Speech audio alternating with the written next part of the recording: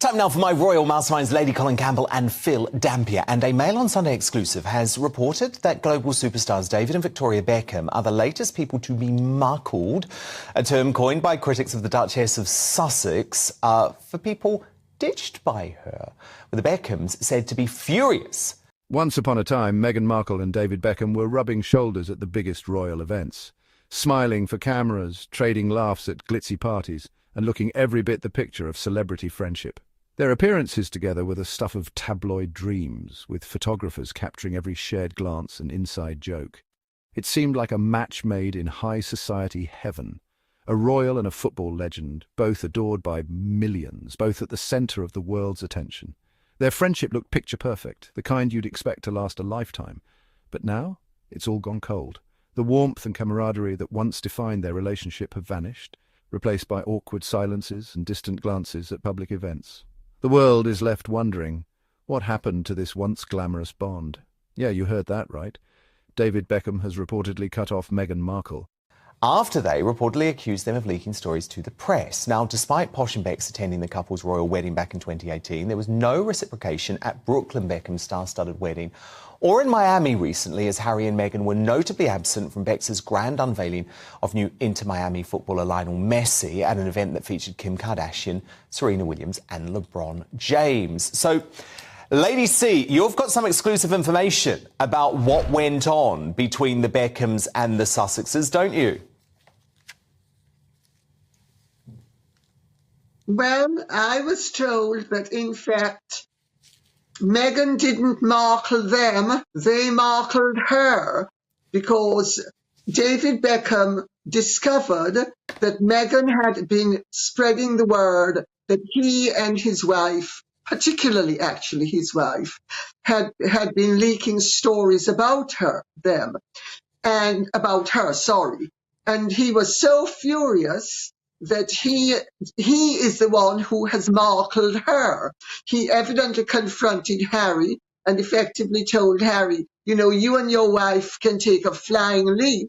My wife and I don't need to leak stories about you. And I mean, he evidently didn't say it, but the implication was, excuse me, we are at least as famous as you. Why would we condescend to leak stories about you? And worse, your non-entity of a wife.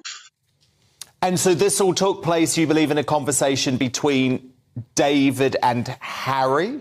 Is that right? Yes, basically. That's what I was told. Wow, OK. Phil Dampier, your take on this? And the story behind it is pure royal drama.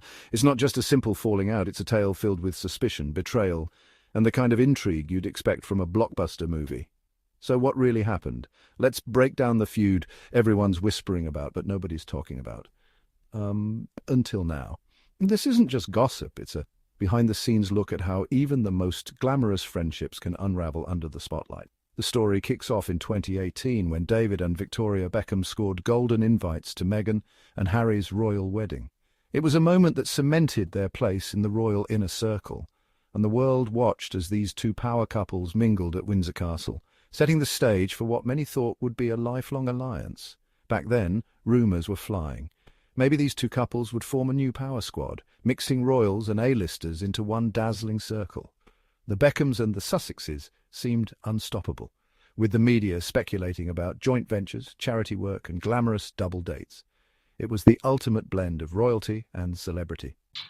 Well, I can well believe what Lady C is saying, Dan. Good evening. I mean, the other factor, of course, is that David Beckham, I mean, he absolutely worshipped and adored the late Queen. I mean, he was a massive fan of hers, so I wouldn't have thought he was terribly happy about the way that Harry and Meghan treated her. But I think Lady C's right. You know, when we look at the arrival of Lionel Messi the other night and Serena Williams was there and the Kardashians or whatever, you know, it's the other way around now, isn't it? I think Harry and Meghan are the ones who are missing out because they're no longer associated with Becks, Posh and Becks, who are probably bigger stars than they are now. So, you know, they're the ones who are losing the connections. I mean, if you cast our mind back 5 years to the wedding, and I still can't believe it's 5 years ago, but all these people turned up, didn't they, these celebrities? And we thought, how do they know all these people? And, of course, the answer is they didn't. So it's hardly surprising that some of these so-called friendships haven't lasted very long. No, indeed, indeed. And shame on you if you turn up to a wedding having either never met the person or literally having had one conversation with them once. Now look, King Charles's Scottish tailor has told journalists he would be delighted to craft a kilt for Prince William to wear, despite Wills's reluctance to follow in the footsteps of his father. So King Charles, you know, he's always been very fond of kilts. His eldest son, however, avoids them, despite the family's close links to the country. So Lady C, does Prince William have a duty now as heir to the throne, as the Prince of Wales, to wear a kilt for certain Scottish engagements? Well, I would have said yes. You know, my nephew by marriage is the chief of the clan Campbell, which is the largest and biggest clan. There's a protocol in Scotland. Highlanders wear kilts, Lowlanders do not. They wear trews. Balmoral is in the Highlands. Also, the king is the King of Scotland. Prince William will one day be the King of Scotland. A part of how he arrived in England as king was via the Stuarts. So why is he ignoring the fact that he owes, as a future King of Scotland, he owes, I suppose you'd say, respect to the Scottish people to wear their national dress, because they do. And I mean, I don't expect him to wear it all the time. And in fact, the protocol is that a Lowland Scot does not wear a kilt, and that you really are not supposed to wear kilts except in the Highlands. But Phil, Deborah, I guess the counter-argument, this could be part of William's modernisation. Yeah, he's been to the Highland Games in Braemar once before wearing a suit. I don't think that went down very well. That was about 15, 20 years ago. Yeah. We got the Highland Games the first weekend in September. I would expect him, if he does turn that, I think he will have to wear a kilt. He doesn't like wearing them. I mean, I've got so many fond memories of covering that event and seeing the Queen and the Queen Mum and Prince Philip. So watching people. The photographers, of course, always trying to get shots up the kilts to see if they could get any crown jewels. Not that they give God, you don't want that. OK, but Lady C and Phil both agree. William, I'm sorry, like it or not, you're gonna be king. But behind the red carpets and perfect Instagram moments, things weren't as friendly as they seemed.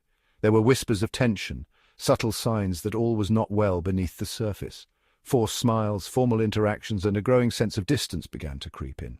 Enter Lady Colin Campbell, royal insider and expert at spilling the tea.